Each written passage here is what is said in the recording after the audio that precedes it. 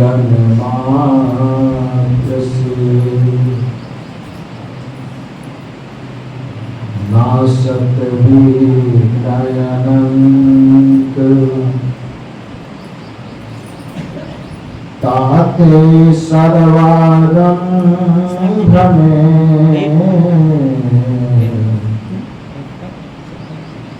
ध्यावत है सब संत।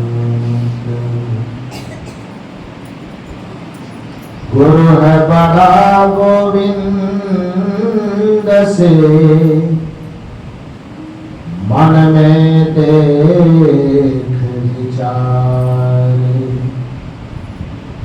हरि सिर जय तो बार बार गुरु सिर जय तो पार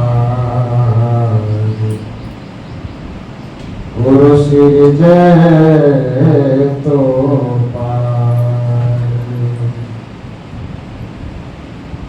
मेरे व्यवहारिक एवं पारमार्थिक जीवन के प्रबल प्रेरणा स्रोत परमारा के परम पूज्य सदगुरुदेव जी सदगुरु कबीर साहब की पावन जयंती के शुभ अवसर पर कबीर पारक निकेतन चैरिटेबल ट्रस्ट के तत्वावधान में आयोजित सत्संग समारोह में उपस्थित अध्यात्म प्रेमी सज्जनों तथा देवी, अभी हम लोग झंडोत्तोलन के उपरांत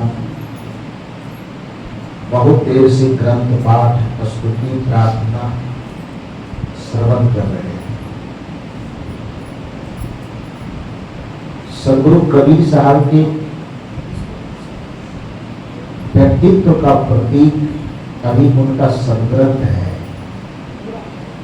जिसका नाम हम लोग बीजक के नाम से जानते हैं।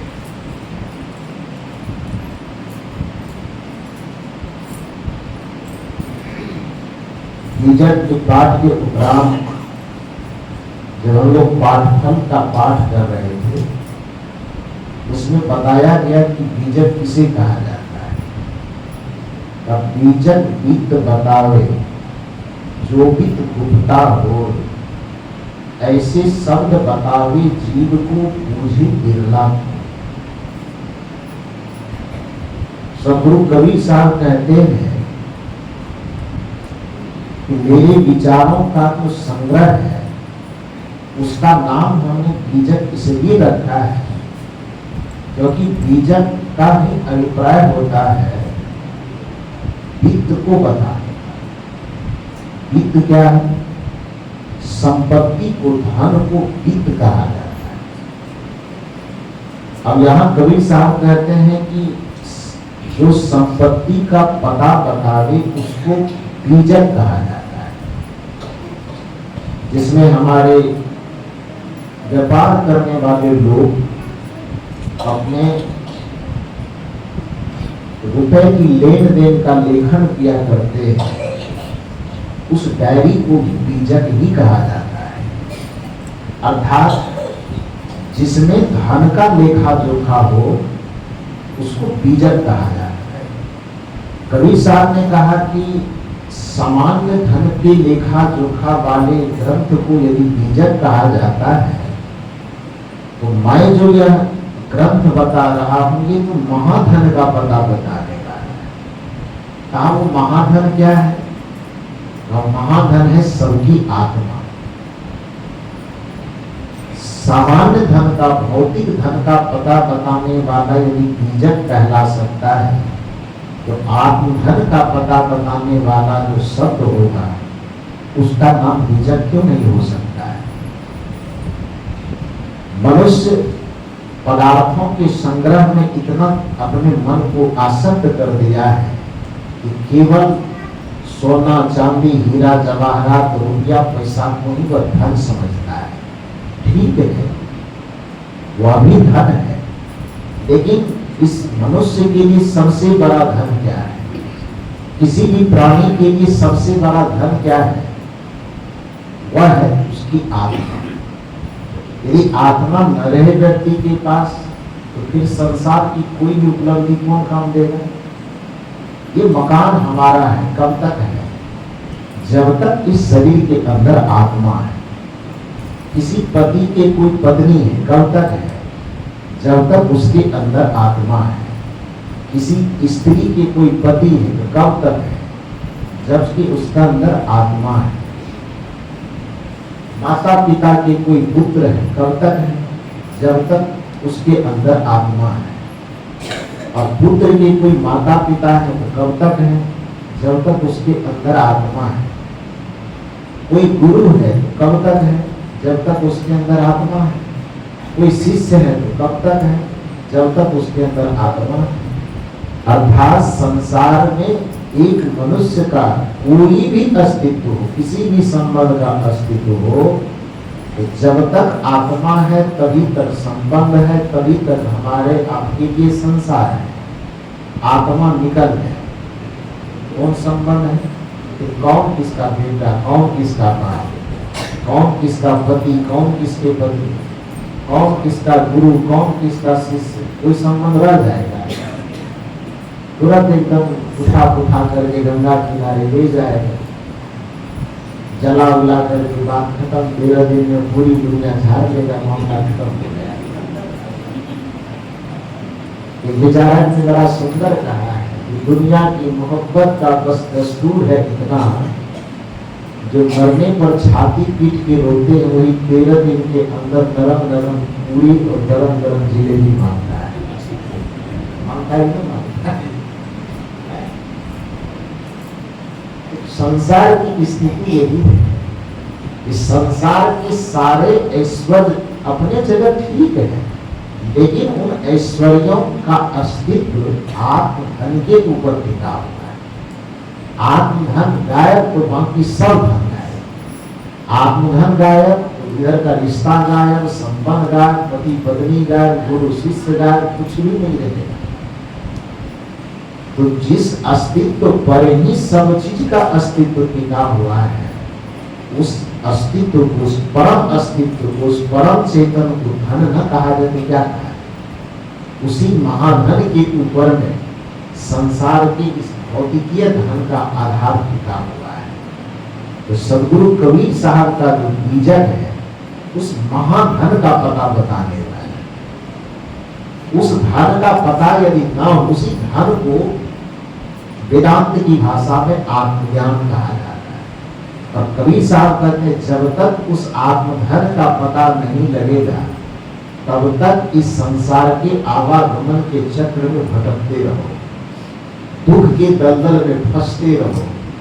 कबीर साहब की वह पंक्ति याद कीजिए, पानी में नींद पियासी, मोही सुनी सुनी आवत हांसी, आत्म ज्ञान बिना नर भटके, कोई मथुरा कोई काशी, जैसे मृगा नाभि कस्तूरी, बन बन फिरत उदासी, मोही सुनी सुनी आवत हांसी। जब तक आत्म तत्व का बोध नहीं होगा, सुख के लिए और शांति के लिए मनुष्य अनादिकाल से भटकता आया है और अनादिकाल तक भटकता है।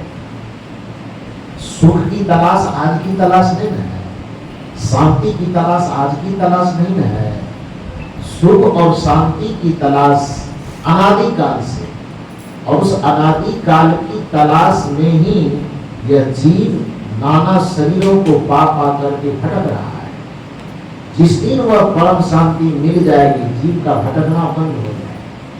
इस चीज को हम कई बार एक सामान्य उदाहरण से बताने की कोशिश करते हैं।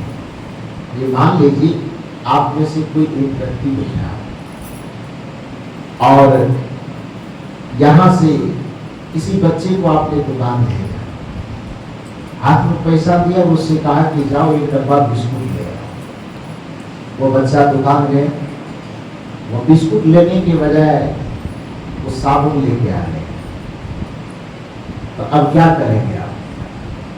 उस बच्चे से कहेंगे मैंने तो बिस्कुट लाने कहा, तो साबुन क्यों ले आया? जाओ दौड़ करके फिर से लाओ। फिर दौड़ाएंगे उसको। फिर वहां दुकान गया, इस बार उस साबुन लौटा दिया, लेकिन बिस्कुट नहीं ला पाया, इस बार दिया सलाई दी, लौट के आ गए। और क्या करेंगे, फिर उसको दौड़ाएंगे। तीसरी बार गया, कोई चौथा चीज दे दिया, पांचवा चीज दे, लेकिन जो आपने भेजा जिस चीज के लिए वो नहीं दे पाया। उस बच्चे को कब तक दौड़ाएंगे आप? जब तक वह आपका मंगाने वाला जिस चीज को आप मंगाना चाहते हैं, जब तक वह ला करके नहीं देगा तब तक आप उसे दौड़ाते रहेंगे। अब जैसे ही आपको बिस्कुट मांगना था, एक ही बार में गया और एक ही बार में ला करके दे दिया, आप उसे बार बार क्यों दौड़ाएंगे? और तब तक दौड़ाते रहेंगे जब तक आपका सामान वो ला करके नहीं देगा। जिस क्षण वह आपका सामान आपके हाथ में ला करके दे देगा, आप क्या कहेंगे? अब हो गया, ठीक है, यही चाहिएगा। उसी प्रकार से इस संसार में आप आए हैं। क्यों आए? विचारक कहते हैं, आया था बस सैर करने, हे मुसाफिर तू यहाँ, था सैर करके लौट जाना, शीघ्र तुमको फिर वहाँ। सैर करना भूल कर निज घर बनाकर टिक गया, कर याद अपने देश की, परदेश में क्यों रुक गया। इस संसार में आप आए थे, प्रश्न कीजिए अपने आप से कि क्यों आए, और इस प्रश्न का उत्तर यदि आपको मिल जाए तो समझिए कि साधना शुरू हो। इस प्रश्न के उत्तर यदि आपको मिलना शुरू हो जाए तो समझ लीजिए कि भक्ति शुरू हो। इस प्रश्न का उत्तर यदि आपसे मिलने लगे, भीतर से आने लगे, तब समझिए कि अब मेरा ध्यान, अब मेरा भजन, अब मेरा साधना शुरू हो गया है। क्योंकि कबीर साहब ने भजन केवल शब्दों को गाने को भजन नहीं कहा। हम भजन है भी तो गाने वाला भजन, करने वाला जो भजन है, तो करने वाले भजन के बारे में कबीर साहब ने कहा, आए हो तुम कहाँ से और जा रहे कहाँ, इतना तो दिल विचार लो, बस हो गया भजन, मन की तरंग मार लो, बस हो गया भजन, आदत बुरी सुधार लो, बस हो गया। तो हम क्यों आए हैं, इस प्रश्न पर विचार कीजिए तो पता चलेगा कि अनादि काल से आत्मा विषय और विकार के अधीन पड़ करके परम शांति की तलाश तो करता है, लेकिन वह परम शांति की तलाश आत्मा में न करके माया के अधीन तो विषयों में उसकी तलाश करता है। विषय में तो सुख है ही नहीं। कबीर साहब कहते हैं, वस्तु अंते खोजे अंते, तो कैसे आ गया। विषय में क्षणिक सुख, शाश्वत सुख नहीं है। क्षणिक सुख कैसा सुख है? जैसे एक मछली को वो बंसी में जो रहता है, क्या बोलते हैं उसको, बंसी के अंदर चारा, बंसी के अंदर जो चारा रहता है, उस चारा में मछली को सुख दिखाई देता है कि नहीं दिखाई देता है? उसके अंदर में क्या रहता है? सुख छिपा है कि दुख छिपा है? तो मछली को दिखाई देता है? नहीं दिखाई।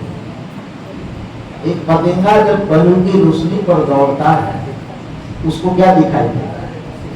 सुख दिखाई देता है, तभी तो दौड़ता है। जब दौड़ करके वहां पहुंचता है नजदीक में, तब उसको क्या दिखाई देता है? वहां दुख देता है, देता ही नहीं। हमारा जब रस फूल के अंदर डूब करके रस देता है, तो उसको क्या दिखाई देता है? सुख दिखाई देता है। लेकिन शाम होते होते जब फूल की पंखुड़ियां बंद हो जाती है, तो उससे उसको क्या मिलता है? दुख मिलता है। तो सुख दिखाई दे करके जो दुख के गड्ढे में धकेल दे, उसी को विषय कहा जाता है। विषय नाम 3 शब्दों से बना, महर्षि का स्व और यो। शब्द क्या बन गया? विषय। उसमें 3 शब्द में एक शब्द जो यो है वह सुख बोधक है। वो शब्द जो विष है, तो विष का मतलब क्या होता है? जहर होता है, होता है। तो जैसे ऊपर ऊपर दिखने वाला थोड़ा सा सुख दिखा करके भयंकर दुख में जा करके धकेल दे, उसी को किसे कहा जाता है। अभी परसों मेरा कार्यक्रम सहरसा में था, संत मत का कार्यक्रम था। उसमें अरविंद बाबा उधर महुआ बाजार के हैं, बड़े वरिष्ठ संत हैं, वो पधारे। मेरा भी कार्यक्रम अचानक लिया तो मैं तो दे नहीं रहा, क्योंकि जिस समय कार्यक्रम बना था मैं लखनऊ में, मायावती जी के क्षेत्र में, वहां पर काफी अच्छा कार्यक्रम रहा। उत्तर प्रदेश की राजधानी पहली बार गया था। उत्तर प्रदेश में पूरा घूम करके देखने का मौका मिला। भूल भुलैया में गए तो खो रहे, हमारा आनंद हाथ होकर खींच रहा, गुरु जी भटक मत जाइए।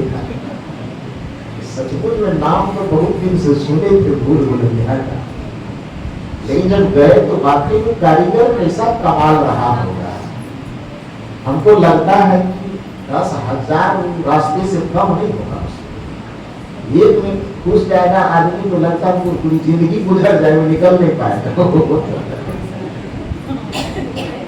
नाम ही है भूल भुलैया। तो वो गाइड होता है वहां, जानता है, वही निकाल सकता है, अपने से निकलना बड़ा मुश्किल। हम एक बार बुद्धिमानी थोड़ा सा लगाए, एक के जाते इधर से घुसेंगे तो निकल जाए, लेकिन नहीं दिख पाए। पूछना पड़ा ये हफ्ते से लिखे तब पता है। तो वहां घूम रहे थे, फोन गया था कि ऐसी बात कार्यक्रम बन रहा है। तो आयोजक से तो हम लोग नहीं ही माने, तो अरविंद बाबा से फोन करवाया गया है। उसका हम बहुत इज्जत करते, बड़े अच्छे संत हैं। तो जब वो उनकी तरफ से फोन गया तो मैं कहा कि ठीक है। तो लखनऊ कार्यक्रम करते हुए पटना में कार्यक्रम किया, और पटना से मुझे आश्रम आना था, तो आश्रम न आकर के मैं सहरसा गया। तो परसों वहाँ कार्यक्रम संपन्न हुआ। तो वहाँ कार्यक्रम जब हो रहा था तो अरविंद बाबा एक बड़ा सुंदर प्रवचन कर रहे थे। तो क्या बता रहे थे, अपने बचपन की घटना बता रहे थे। वो घटना क्या था, कहा कि मेरी दादी, अपनी दादी की कहानी बता। मेरी दादी एक बकरा पाल के रखी। मेरी दादी उनकी